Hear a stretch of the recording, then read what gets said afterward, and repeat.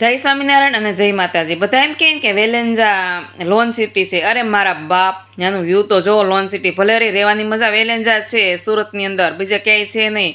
અને વેલેન્જા જ અમારું રેસ્ટોરન્ટ છે, ત્યાં અમે પહોંચી ગયા રેસ્ટોરન્ટે. અને અમારા સાહિરભાઈ તવા સાફ કરી રહ્યા હતા, ને તવા સાફ થઈ ગયા. મેં કીધું લાઈ ઘડીક હું પણ પેપર ઘસવા લાગુ. તને વિડીયો ગમે તો લાઈક શેર અને ફોલો કરી દેજો. ને સુરતથી છો તો એકવાર ચોક્કસ મારા રેસ્ટોરન્ટની વિઝિટ પણ લઈ લેજો.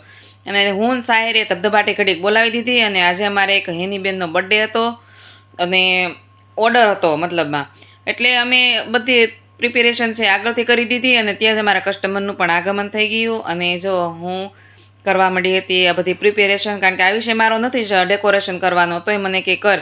અને જો ટપોટપી ફુગા પણ નીચે પડવા માંડ્યા.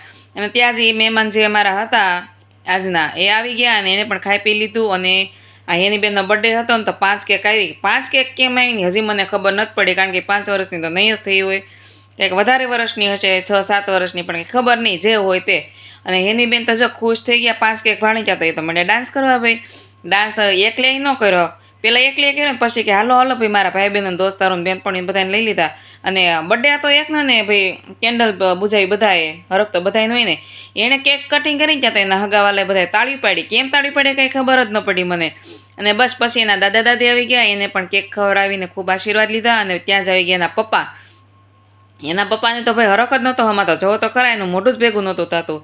હવે શું કારણ હોઈ શકે કાંઈ ખબર નથી, જરા કમેન્ટ કરી દેજો ને. એના સગાવાલા ફોટા પાડી રહ્યા હતા. નાના છોકરા વિચારતા હતા કે અમને શું કેક આપશે કે નહીં આપે. મારા બાપ બધાને આપવાની છે કેક.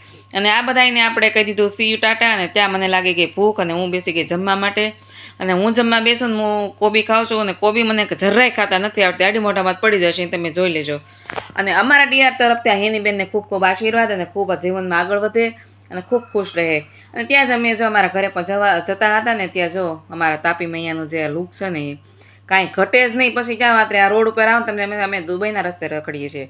ત્યાં પહોંચી ગઈ હું ઘરે. અને ઘરે આવીને હું તો ભાઈ ટીપટોપ થઈ ગઈ, કારણ કે મારી બેનપણીઓ શોખમાં વાટ જોતી હતી રાસ રમવા માટે. તો રાસ પણ રમવા જોઈએ. તમે રમઝટમાં ગયા કે નહીં એ જરા કમેન્ટ કરી દેજો. અમે તો જો રમઝટમાં ગયા જ નથી, કારણ કે અમને કોઈ પાસ જ ન આપ્યા. અમે ક્યાંય સેટિંગ ન કર્યું પાસનું, એટલે પૈસા કાંઈ મારે બગાડવા નહોતા. 1000 રૂપિયા હોય તે કુર્તી ન સારી લઈને પહેરી, એવું વિચારીને અમે તો ભાઈ શેરી ઘરમાં ધબધબાટી બોલાવી.